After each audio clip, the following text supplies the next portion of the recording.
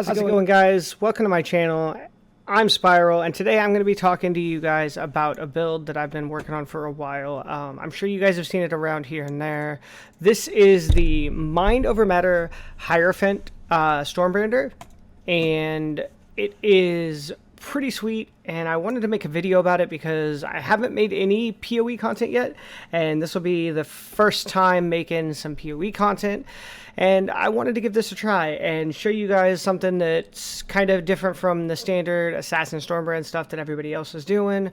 There's a little bit of this going around. I've seen a few other people playing it, but not a ton of other people playing it. So I wanted to do a video about it because I feel like the build is really strong. I feel like it's pretty much as strong as the Assassin version. And if anything, it's stronger than the Assassin version because it's definitely tankier than the Assassin. So if you're new to my channel, thank you for coming by, and I hope you enjoy this video. Let's get right into it. We're gonna run two map showcases here. The first will be without Asenath's Gentle Touch, and the second one will be with Asenath's Gentle Touch. Let's go ahead and roll these two Conqueror maps. We'll do Alhesman first. So because the Conquerors are not affected by outside of the 20% quantity, I usually don't roll my Conquerors with anything more than just a basic 20% qual and go. So yeah. Like I said, this is actually kind of going to be a scuffed version of the run because you'll see that we don't have Asenaths and we don't have chains. So this will be a little bit slower clear than the build is capable of for sure. And the gloves that I'm using don't even have mana on them, so we're actually down a little bit of damage as well. We do run RF. We are able to just 100% sustain it without any kind of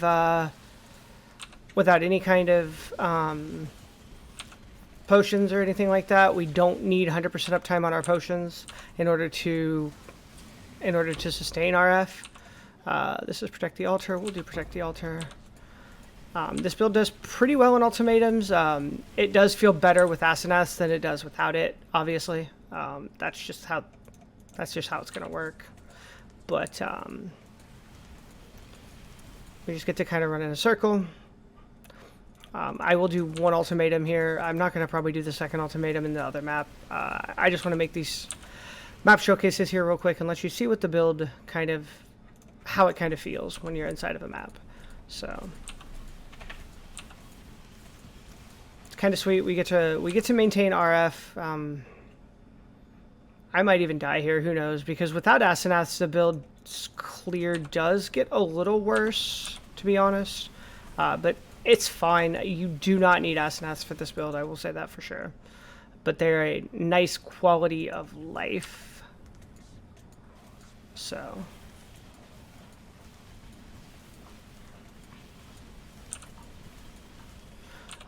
this build uses Arcane Cloak. We just use it on cooldown when we're in maps. There's no real quirkiness to it or anything like that. Pop it on cooldown. It buffs your spells a bunch. There you go.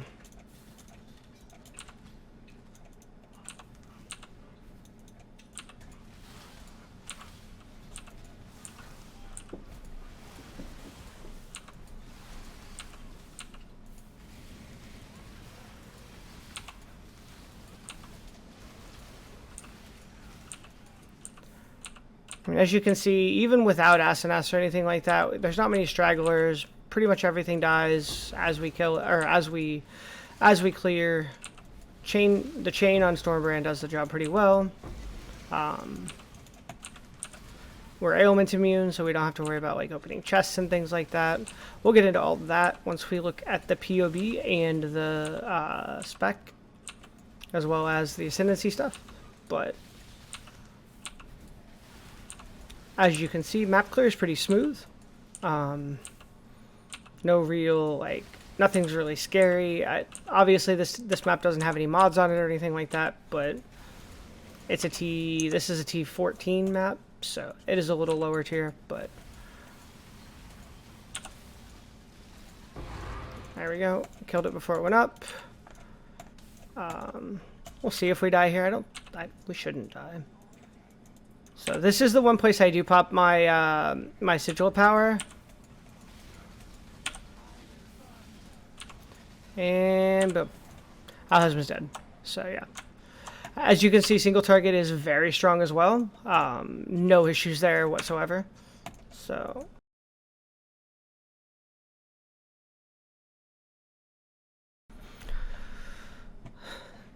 I will say that it is a little more satisfying to play once you have the Asenaths because... Oh, and we got a free delirium mirror. That's kind of cool.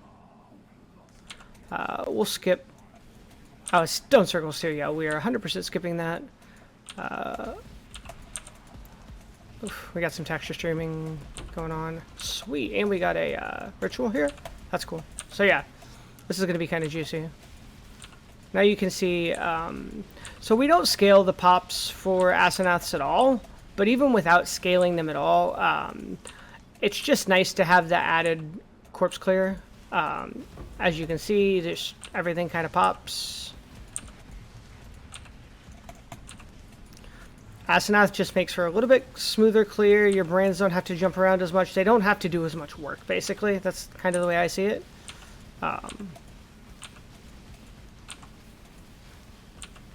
The build plays even smoother with the Asenaths on. As you can see, it's super tanky. We don't take a lot of damage, pretty much at all. I'm going to skip the Cassia there. Just try to keep this map kind of quick. Whoa, did we actually outrun the delirium? We did. Getting too fast for our own good here. The build isn't as fast as Assassin by any stretch. The Storm Brand Assassin is definitely the faster build for Storm Brand, but when it comes to just pure tankiness, this build outdoes it by a long shot. I'm actually putting together the gear for the Assassin right now, and I'm thinking about doing kind of a side-by-side comparison. If that's content you're interested in, let me know in the comments below, and I can definitely keep that in mind, and that's something I can put together. Maybe a side-by-side comparison as to, like, do 10 maps with 10 maps from the other. Just, not even 10, just like a couple of maps back to back on each build to say, hey, this is how Assassin plays, and then this is how the Hyro plays, The Assassin would have probably impulses with Storm's Gift for the explodes there, and then we'd go with Hyro and the Asenath's Gentle Touch, because I think that's the more optimized version of the build, for sure. Oof. Ooh, that was some damage. Jesus. No map mods, but no joke there. Void Sphere, Area of Effect, Mana Life, Mana Cost Skills. That's actually not a bad jewel. Sure. And we'll just grab those and keep going.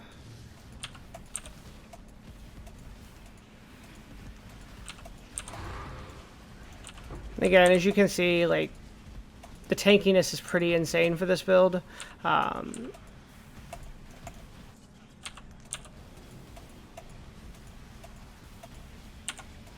I'm going to say that, and then these guys are going to clap me. I've died to this boss so many times.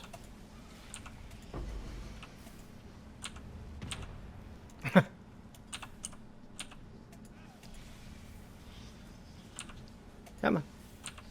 Tried to save my flask charges there because I was actually going to see if we could kill Baron while still under delirium.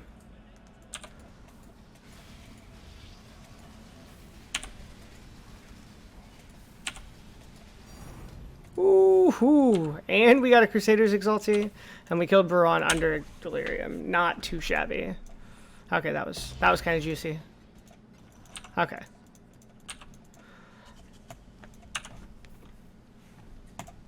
Ow. Seriously? All right. So that was the map showcase. You saw one map without and one map with the Asenath's Gentle Touch. You saw me drop my first Exalted Orb of the League for any of the Conqueror's Exalts, so that's kind of fun. So let's take a look at the build. What are we doing here? We are playing a Hierophant, obviously. We're taking Arcane Blessing, Illuminated Devotion, which is just Arcane Surge and increased effective Arcane Surge along with Ailment Immunity. So this gives us our Ailment Immunity. We're taking Conviction of Power. This is just free endurance and power charges. This is helping with our tankiness as well as giving us a whole lot of base crit. So those 4 power charges are nice. And then we're taking Divine Guidance, which is giving us Transfiguration of Mind, which is a lot of extra damage when you have, 9,800 mana, as well as 10% of damage taken before our life and 30% increased max mana. So, what does that do for us? That allows us to run Cloak of Defiance, which is giving us the Mind Over Matter node. Whoops, I actually have the Mind Over Matter node taken because I was playing around with a jewel here that I took away. So that's kind of funny. That does nothing, by the way. Taking Mind Over Matter here and having Cloak of Defiance on does nothing. So yeah, I was playing around with with one of the Glorious Vanity jewels here. It didn't work out. I decided to go back to my Watcher's Eye here, and yeah. So we will unspec that point, refund that point, and just throw that point back here. Anyway, so we're back up to 10,000 mana. So that being said, so we have 10% of damage is taken from mana before life, plus Mind Over Matter. Then we have our Ascendancy, which is another 10% of damage is taken from mana before life, right? So now we have 20% of damage taken before mana. Then we have our Watcher's Eye, which is another 8% of damage taken from mana before life while affected by Clarity. We are running Clarity, which I didn't have turned on for some reason. I'm just all kinds of a hot mess. But we do have Clarity. So that's 30% of damage taken before from mana before life. Then Mind Over Matter kicks in, which is another 30% of damage is taken from mana before life. So we actually have 50% of our total damage taken from mana before life when it's all said and done. So 50% Mind Over Matter is what we end up at. So actually 58%, because so 30%, 40%, and then 50% from our Ascendancy, plus 8% right now from our Watcher's Eye. This could actually be up to 10%. So 58% of our damage is taken from mana before life. That allows us to do crazy things like only have 2,600 life and 10,000 mana while still being reasonably balanced for Mind Over Matter. Usually when you play Mind Over Matter, you want a reasonably even balance of mana and life. You would want something like 4,000 or 5,000 life and maybe 5,000, 6,000, 7,000 mana, because some amount of that damage is taken before from mana first, but then the rest still has to come from your life. So that's pretty cool. The next step after that is the Path of Building, which we'll get into right now. So this is the Path of Building. As you can see here, we've got about 2.8 million DPS. I don't do anything too crazy with the configuration at all.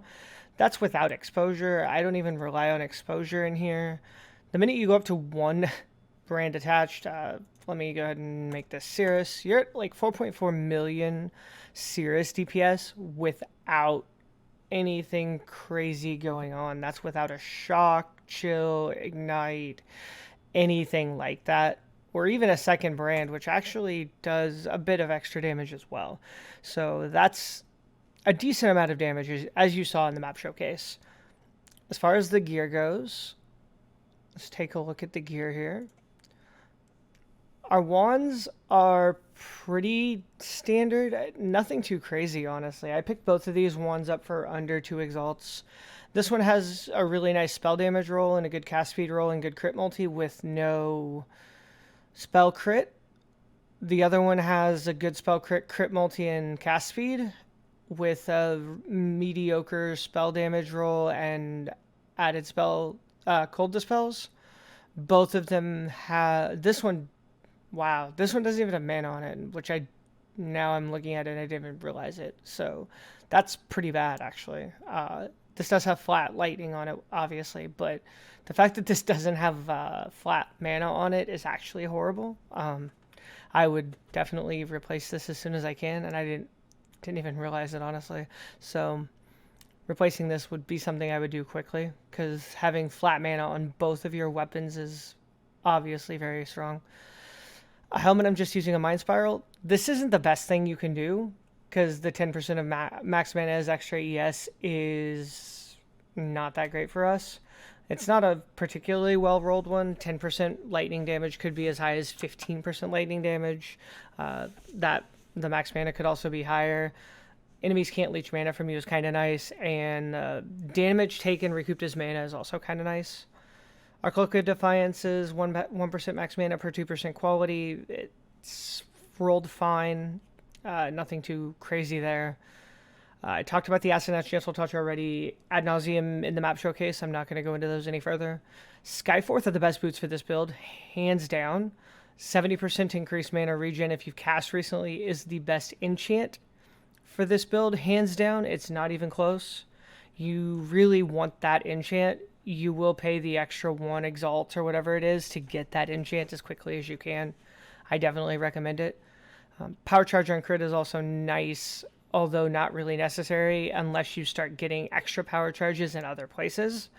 So no life regeneration actually doesn't hurt us because we don't actually regenerate life. Agnostic doesn't work around that mechanic. It is not a regeneration based mechanic. It's something else. It is Agnostic does not read as regenerate. Agnostic actually reads as sacrifice 20% of mana to recover that much life, not regenerate life. So we're okay there. Azerius Foible is the best neck for this build, bar none. Can't get a better neck. You can't, I don't even think you can, I don't know if there's even a mirror tier neck that you could craft that would be better. It's so hard to beat. You just get so much flat mana regen. It's 100 and combined, you're looking at almost 150% increased mana regen and 140, 150 flat mana. So, and then the items and gems have 25% reduced attribute requirements is actually a lot bigger than it seems, especially on a build like this where you're super dex starved and strength starved for that matter. As you can see, I'm only running 88 and 74 strength and dex, so huge advantage there of being able to just completely forego other stats. So Essence Worm for Wrath. You really want to have Wrath in this build. You could forego the Essence Worm for a second crafted ring, and if you got a good enough crafted ring, I suppose you could get more damage than with Wrath, or I suppose maybe you could get a corrupted ring with Wrath that grants Wrath as a corruption, and then maybe you'd be okay that way. But the problem there is you then are reserving mana with that Wrath, and then that hurts a lot. So you really just want that Sack of Gems, have no reservation there. My second ring is just a Cerulean ring with mana life, mana regen, and resistances. I crafted this with the mana regen essence. I think it took me 5 or 6 essences. This isn't perfect by any stretch, but it's good enough. So the belt is max life, max mana, and then tri-res preferably. You could go dual res and drop the lightning res depending on how you're feeling resistance wise, because you do end up with some lightning resistance a couple of other places. But that's just that's just how it works out. You can see I'm way over capped resistance wise, but when I take off Wise Oak, I'm actually just a touch under on cold res, but that's not a huge deal. I'm okay with being 3% under on cold res. It's a risk I'm willing to take, relatively speaking. as you saw, the build was plenty tanky, and I don't die a lot, so. I use a phasing on kill Watcher's Eye with life and mana. The Chilled Frozen is actually a useless mod. It was just what was there, but this is just a life and mana. This is just a life and mana Searching Eye with phasing for all intents and purposes. Quicksilver Flask of Adrenaline, Eternal Mana Flask of Warding, Diamond Flask of Staunching. I prefer to have the Flask of Staunching right now on my Diamond Flask. It doesn't really matter. These could be flopped around either way, but Cinder Swallow. This is the linchpin of your sustainability in maps. Without Cinder Swallow, the build does feel a lot less tanky and a lot less good in maps. You are going to die a little bit more, and that recover 3% of mana when you kill an enemy during Flask Effect is going to feel amazing the minute you get it. So having this feels really good. Crit multi while dual wielding, crit multi for spells, max mana, attack and cast speed. This is just a double crit multi jewel with max mana and cast speed. Unnatural Instinct. This is, I'll show you that once we get to the tree. Large Cluster Jewels, Storm Drinker, Vengeful Commander, Widespread Destruction. Mediums are going to be Brand Loyalty, Holy Conquest, and then Brand Loyalty, Grand Design. Small jewel or individual jewels. This one's just fire and cold res, like literally just fire and cold res right now. My jewels are not great. And then this one I think is crit multi, max mana, and percent increase damage. Yeah. And then you can ignore the cold dot multi, obviously. So this is just a percent damage, percent max mana plus cold dot multi, crit multi. Pardon me. Our Watcher's Eye is percent taken from mana before life while clarity. And that's it. 5% life, 5% mana, which is obviously nice. And then we have a Healthy Mind, which is giving us 17% increased max mana, as well as giving us that increases and reductions. Once we get over to the tree, you will see that this is giving us all of these life nodes transformed into mana nodes, which is really nice. Mystic Bulwark should be there. I don't know why it's not. And then these life nodes as well. So this is life and mana, but the life side of these all get transferred into straight mana. So this gives us a ton of extra mana. As you can see, we have 10.2k. Without this, we go down to 8k. This is a huge, huge node. That Healthy Mind is big. And then the Unnatural Instinct goes here, and it gives us all of these mana nodes here, as well as the area of effect nodes here, which are not negligible. They actually help a little bit, as well as the cast speed nodes, which also feel really nice. And the skill effect duration, which isn't bad. Other than that, the life and strength here, and then physical damage, which does nothing. But the strength is actually not negligible either. Life regen does nothing for us, but the mana here, 20% mana regen rate, which is also not nothing.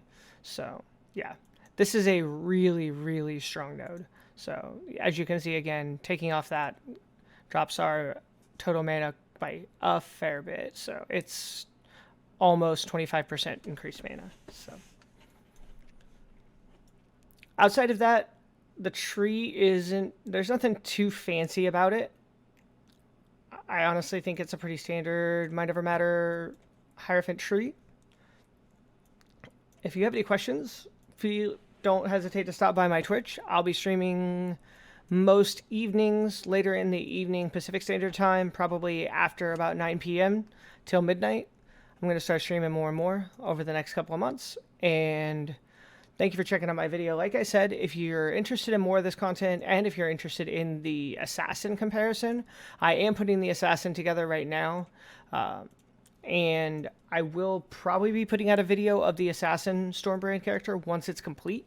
So drop a comment down below. Let me know if that's something you are interested in. If you would like to see the Assassin build guide as well as if you would like to see something like a comparison done between the two as far as, you know, tankiness and things of that nature. So clear, speed, etc. So I can definitely put something together. Thanks everybody for checking out my first PoE video and my first YouTube video in a very long time. Hope you all have a great time, and I will catch you all in the next one. Appreciate it.